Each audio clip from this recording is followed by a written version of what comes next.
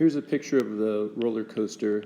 I believe it's named Revolution. That's a good name for it, right? This is at Magic Mountain. I'm not sure if that roller coaster is still there, if they've replaced it. In any case, the way it feels when you're upside down in one of these roller coasters absolutely depends on, well, two main factors. What's the radius of curvature of the roller coaster, and perhaps more importantly, what's the tangential speed of the roller coaster as it goes through the top of the loop. So let's try to get into the physics that describes what it might feel like as you go through a roller coaster loop. Now, in reality, most roller coasters are shaped just like this one. You can tell it's not perfectly circular, although the bottom of the picture is clipped off. But these roller coasters are often in a teardrop shape, and for good reason. Now, in future chapters, we're going to find how we can use the concept of work and energy to determine what's available to provide for the speed of the roller coaster as it enters the bottom of the loop. But the speed is definitely going to be greatest as it first enters the loop, and as it rises higher and higher and converts its kinetic energy into potential energy, then the speed is less at the top of the loop. And so what we really have here is a varying radius of curvature.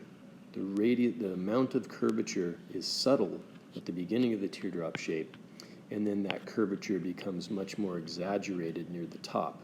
Well, that's a good design because you'd want a lower speed when there's a smaller radius of curvature, right?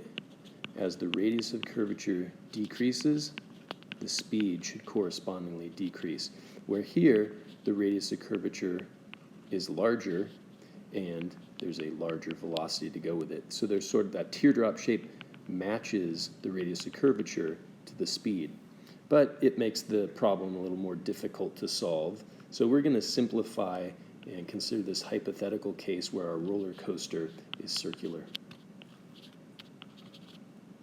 And we're interested in what's happening when the roller coaster is at the very top, or more importantly, what's happening to you as you go upside down in that roller coaster.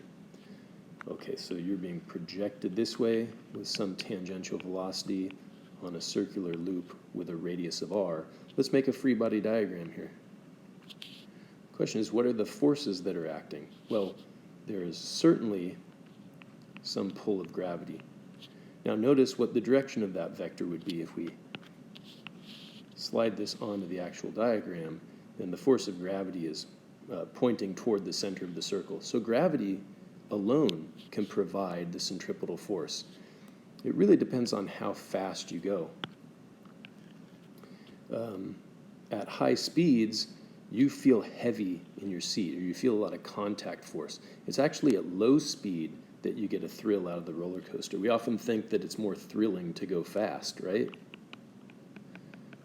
That's certainly what you pay for to buy your admission ticket to amusement park. You're paying to get some sort of thrill, and we often think that as speed increases, the thrill increases. But when it comes to roller coasters, it's more thrilling to go at the lowest possible speed, because that's when you start to feel like you're losing contact with your seat and you get this sensation of weightlessness.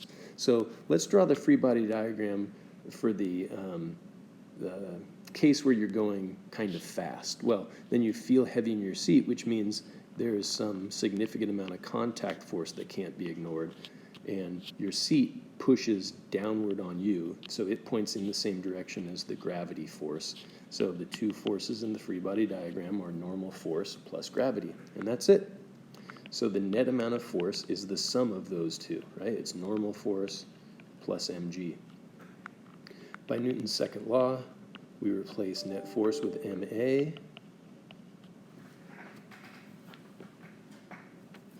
This is a centripetal acceleration, so we have mv squared over r is equal to n plus mg.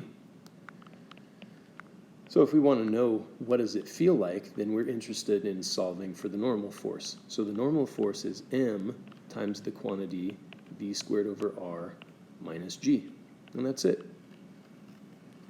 Now if we want to make up some numbers, we can do so, right? We can say, How heavy would you feel? Let's say you're a 60 kilogram passenger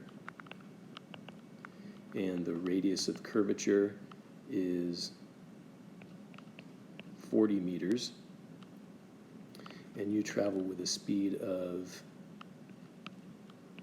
20 meters per second through the top of the loop, then how much force do you feel? Let's make this easy and let g equal 10 meters per second squared. Now we know your typical amount of weight would then be 60 kilograms times 10 meters per second squared, or 600 newtons. But what amount of force do you feel as you go through the loop? You would feel a contact force of 60 kilograms multiplied by 20 meters per second, quantity squared, divided by a radius of 40 meters, and from that we have to subtract 10 meters per second squared. So 20 squared gives us 400. 400 over 40 gives us 10, and lo and behold, you would feel 0 normal force, right? So we've actually answered a more interesting question of what is the minimum safe speed that you could go through this roller coaster loop before you lose contact, and it looks like the answer is 20 meters per second. So let's increase and see what would happen. At 25 meters per second, what would we get? Well, all the physics here is still the same. We just need to change this value to 25. Okay, so 25 squared, I believe, is 625, right? And if we divide that by 40, we get a value of about 15.6. So the normal force would be 60 kilograms times 15.6 meters per second squared minus 10 meters per second squared.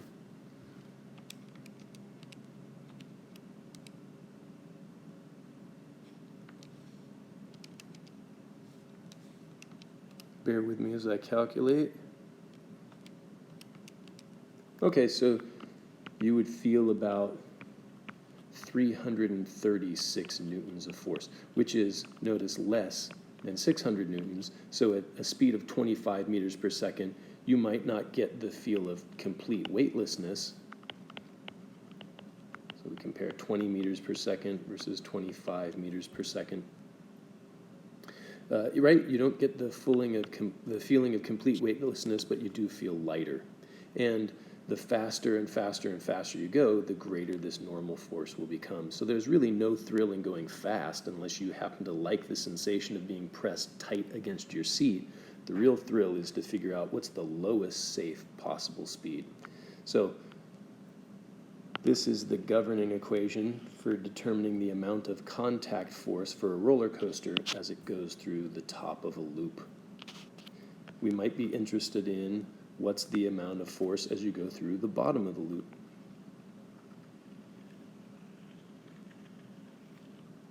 So when the roller coaster is down here, how heavy do you feel? Now the free body diagram looks like this. mg pulls down. Now, in that case, gravity certainly could not be the force responsible for your centripetal acceleration because it points away from the center of the circle.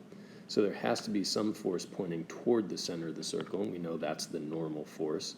However, if I draw these two forces equal in magnitude, that suggests a net force of 0, and so there wouldn't be any overall force pointing toward the center. So this can't be the case. The normal force would have to be greater in magnitude than your weight, such that the forces are out of balance, and there's a net force equal to N minus mg. So how heavy do you feel? Well, we replace net force with ma, in this case centripetal acceleration. It's equal to N minus mg. Centripetal acceleration is v squared over r. So here we get N is equal to m times the quantity v squared over r plus g. Now notice that looks pretty similar to what we had at the top of the loop. The only difference is a minus sign versus a plus sign. Okay? So we can say at the bottom of the loop, this is the correct equation for finding how much contact you have with your seat. And at the top of the loop, The normal force is m times the quantity v squared over r minus g. So notice there's no way in which your contact force can go to 0 at the bottom of the loop. Even if your speed is 0, that you still have an overall value because 0 plus g is certainly not going to go to 0. However, at just the right speed, if the quantity v squared over r itself is equal to g, then the normal force goes to 0. Or in other words, if v is the square root of rg. So there it is. That's the minimum possible speed that you can go through a loop. Any slower than that and you got real problems, right? Well, hopefully when you're in the roller coaster,